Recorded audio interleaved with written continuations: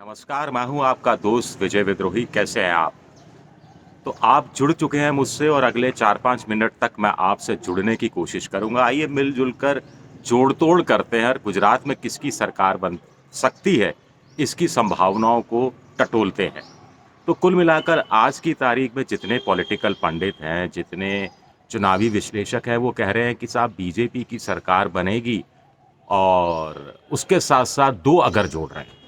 पहला अगर ये है कि अगर आम आदमी पार्टी को वोट परसेंटेज 10 से 12 के बीच ही मिलता है तो। दूसरा अगर ये जोड़ रहे हैं कि इस 10-12% वोट का भी 90% हिस्सा उसे कांग्रेस के हिस्से से मिलता है तो। यानी अगर ये दोनों अगर नहीं होते तो क्या बीजेपी की सरकार बनती? एक बड़ा सवाल आप भी उठा सकते हैं जैसा पॉलिटिकल पंडित उठा रहे हैं।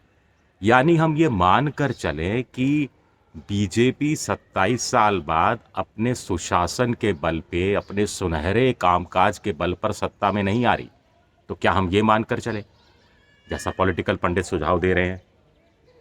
अब ऐसे में एक सवाल ये भी उठता है कि अगर आम आदमी पार्टी नहीं होती तो फिर बीजेपी का क्या होता? अब लिहाजा हम बात करें आंकड़ों के शुद्ध हिसाब से तो पिछले विधानसभा चुनाव तो पिछले 4 विधानसभा चुनाव यानी 2002 से लेकर 2017 के बीच बीजेपी की सीटें कुल मिलाकर 28 कम हुई हैं। 4 विधानसभा चुनाव 28 सीटें कम, यानी औसत रूप से हर बार 7 सीटें कम हुई हैं।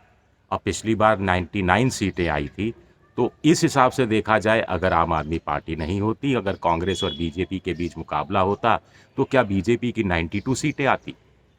जो कि औसत बहुमत वाली, सिर्फ बहुमत पर टिकना है क्योंकि 182 की विधानसभा है और 92 बहुमत के लिए चाहिए। या फिर पिछली बार कांग्रेस ने बीजेपी की 16 सीटें कम करवा दी थी, यानी 115 से घटकर वो 99 पर आ गई थी। इस बार 16 सीटें कम हो जाए तो इस हिसाब से 83 रह जाएंगी बीजेपी की, त्रिशंकु सरकार की स्थिति बन जाएगी। सोचिए इसको, सिर्फ संभावना पर विचार करते हैं। अब आप कहेंगे कि साहब ये खामखा की बात कर रहे हैं हम लोग। अब आम आदमी पार्टी जब सत्ता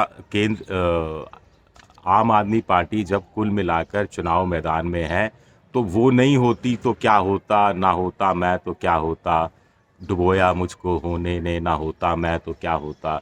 ये तमाम चीज़ों पर बेकार की समय बर्बाद करने का क्या मतलब है? चलिए नहीं समय बर्बाद करते आपका। अब आम आदमी पार्टी मैदान में है। सर्वे करने वाले पॉलिटिकल पंडित ये सब कह रहे हैं कि साहब बीजेपी का वोट परसेंटेज गिरेगा लेकिन सीटों की संख्या बढ़ जाएगी। वोट परसेंटेज कह रहे हैं कि साहब 49% से घटकर हो सकता है 44-45 रह जाए। अब वोट परसेंटेज क्यों गिरेगा बीजेपी का? इसलिए गिरेगा क्योंकि लोग महंगाई से परेशान हैं, बेरोजगारी से परेशान हैं, 27 साल की एंटी इनकम्बेंसी है, इसलिए वोट परसेंटेज गिरेगा। स्वाभाविक है, आप तो इस तर्क से सहमत होंगे। लेकिन सीटों की संख्या क्यों बढ़ जाएगी? सीटों की संख्या इसलिए बढ़ जाएगी क्योंकि आम आदमी पार्टी को 10 से 12% वोट मिलेगा और वो कांग्रेस के हिस्से का मिलेगा, एंटी इनकम्बेंसी वोट बढ़ जाएगा और बीजेपी के खाते में सीटों की संख्या आगे बढ़ जाएगी। अब अगर ऐसा नहीं हुआ तो?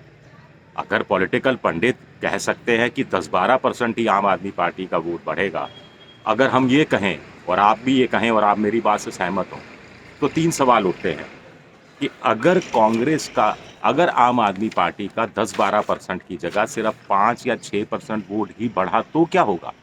तो क्या बीजेपी मुश्किल में पड़ जाएगी?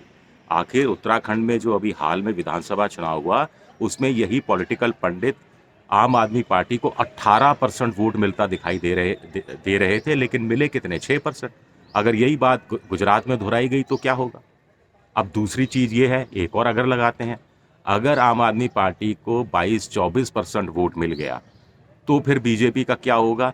क्योंकि क्योंकि हम ये कैसे तय करेंगे कि शहरी इलाके का ही वोट बीजेपी को आम आदमी पार्टी को मिलेगा, ग्रामीण इलाकों का नहीं मिलेगा, या कम मिलेगा या ज़्यादा मिलेगा? अब पॉलिटिकल पंडित बड़ा गजब तर्क दे रहे हैं। वो कह रहे हैं कि साहब चूंकि आम आदमी पार्टी पहली बार इतने जोश के साथ और इतने बड़े पैमाने पर चुनाव लड़ रही है और पिछला कोई रिकॉर्ड नहीं है, पिछला कोई हिसाब किताब नहीं है, ऐसे में ये पता लगा पाना, बता पाना कि आम आदमी पार्टी को कहाँ से सीट मिल जाएगी जीतने वाली, कौन सी सीट पे वो जीत सकती है, ये कहना लगभग असंभव है। मान ली बात मैंने आपकी, आप भी मानेंगे इस बात को।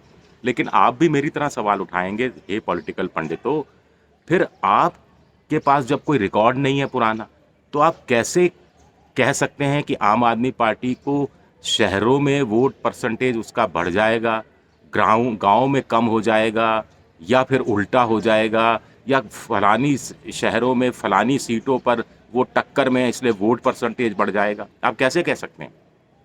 आपके पास तो कोई रिकॉर्ड नहीं है। आपके पास 4-5 साल का विधानसभा का रिकॉर्ड है जिसमें बीजेपी शहरों में अच्छा करती रही है और कांग्रेस गाँव में अच्छा करती रही है। तो फिर आप कैसे किसी फ़ॉर्मूले पर पहुँच सकते हैं? एक बड़ा सवाल उठता है। दूसरा, एक भारी गलतफ़हमी मैं आप सब लोगों की दूर कर दूँ, जो लोग सोचते हैं कि शहर अलग है, गाँव अलग है, गुजरात अलग है।